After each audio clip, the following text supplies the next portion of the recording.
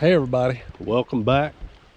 Y'all know I love fishing docks for crappie. That's what we're gonna do today. I had a couple of requests, people wanting to see some more dock shooting videos. So that's what we're gonna try to do today. Y'all stay tuned. Let's see if we can find some.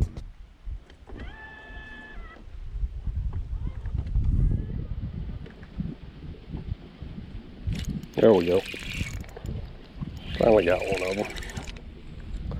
I just kind of got it in that school and stopped it, let it kind of pendulum through them.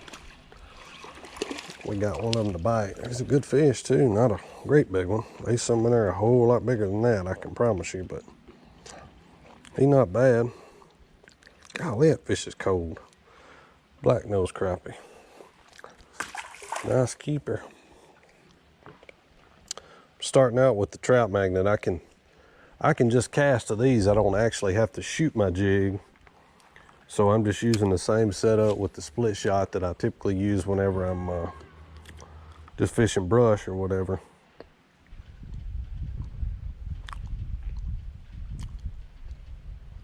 There's one. That feels like a nice one.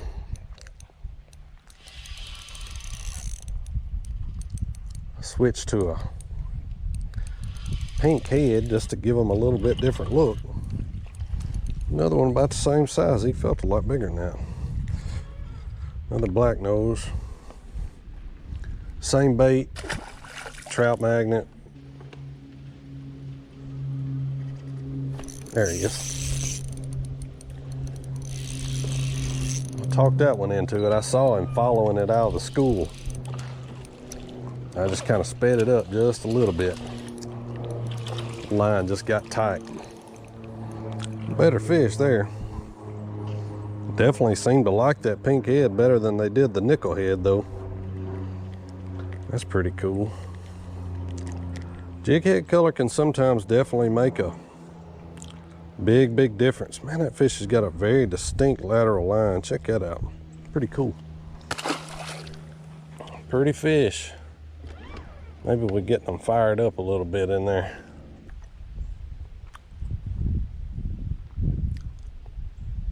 Got him. The same thing on that one. I saw him following it and I just sped it up just a little bit. He smoked it. Just couldn't stand it. He had to have it. Not no real big fish yet, but some quality ones for sure. I mean, that's 11.5, almost 12-inch crappie all day. Let me show you guys what I'm looking at right here. You can see the cable. It's holding that dock down. Right there is those braces right there in that corner. The braces coming down off of that corner. There's a tree right over here to the left. You see that brush pile in that tree right there, and those big old crappie, those big dots right there, that's the crappie. There was a lot more of them than that there before I caught a few. And there's a few right up in here. A lot of that's probably bluegill, some of it's crappie too, but several fish there for sure.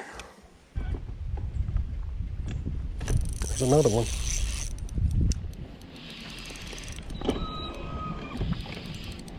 Definitely a crappie, but not a very big one.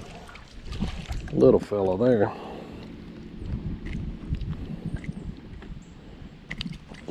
Come here, boy. Definitely sticking them good.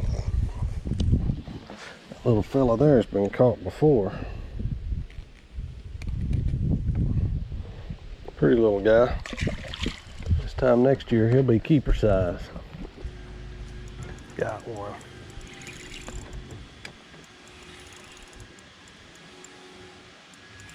Got us one out from under that pontoon boat. Good one too. Fatty.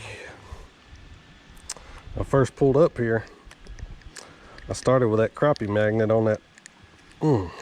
Golly, it got him good. Started with the crappie magnet on the 1/16 ounce head. They wouldn't bite it.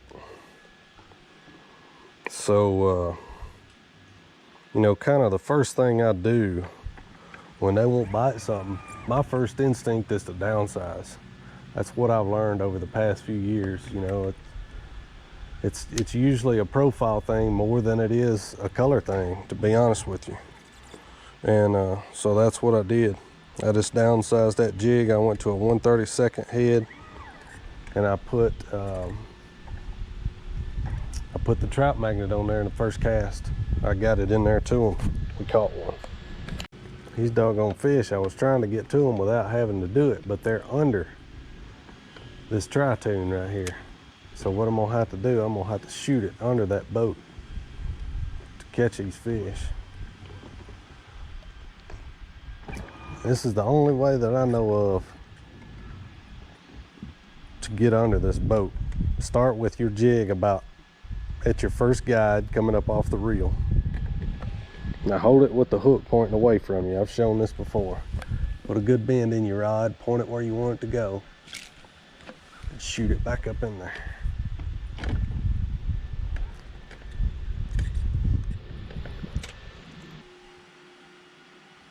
There he is.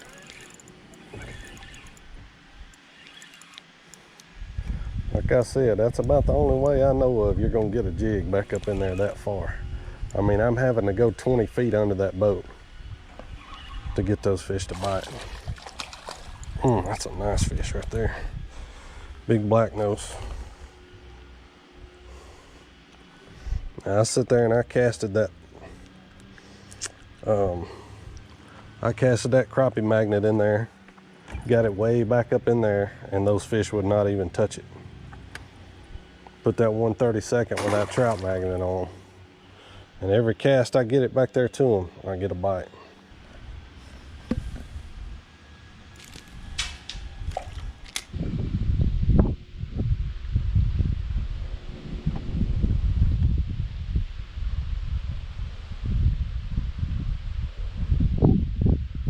There he is. Don't. That's a crappie there. No doubt what that is. And the one thing, it thumps that hard. Pretty little black crappie. These fish been sitting under there for a while too, man. These things are pale as can be. Another good little keeper. It's amazing what a small little profile change can do for you in a situation where you got a school of fish and you can't get that school of fish to bite.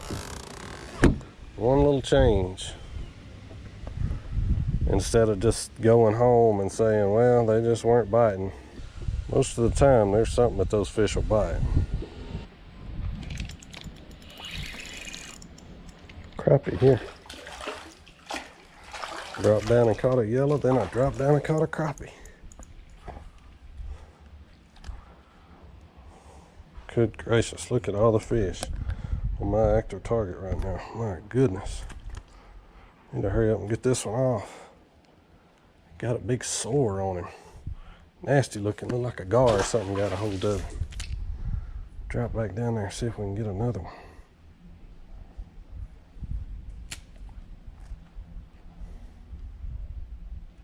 There he is. Got something. Another crappie. What about that? Just vertical jigging.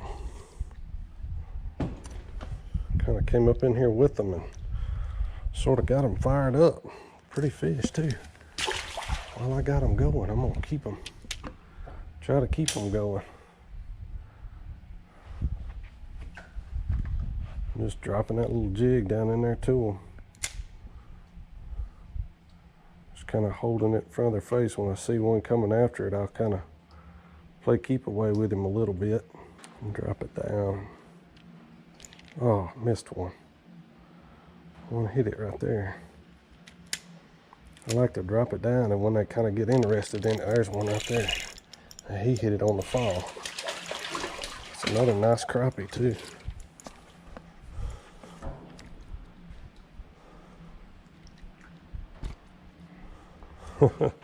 That's pretty cool right there. Hope y'all can hear me. I'm trying to be Trying to be quiet. Number one, there's a lot of houses around here. I don't want to draw attention to myself, people to see me catching these fish. But number two, I don't want to spook the fish either. There's one. These crappie are not acting like crappie right now, I just tell you. They are certainly fired up. Crappie get like this every now and then too. It's pretty cool. Doesn't happen real often.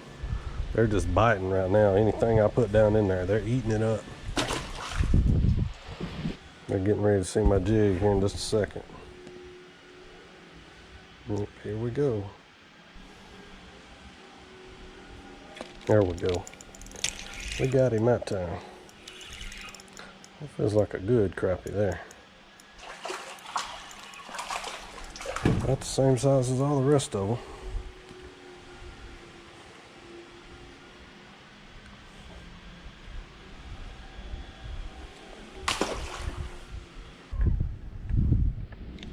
There's one.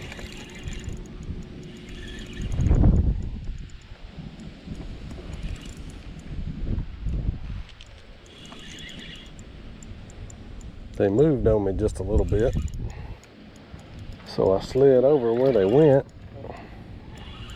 made a cast, and we got us another one. That's another good one too. Nothing wrong with that at all.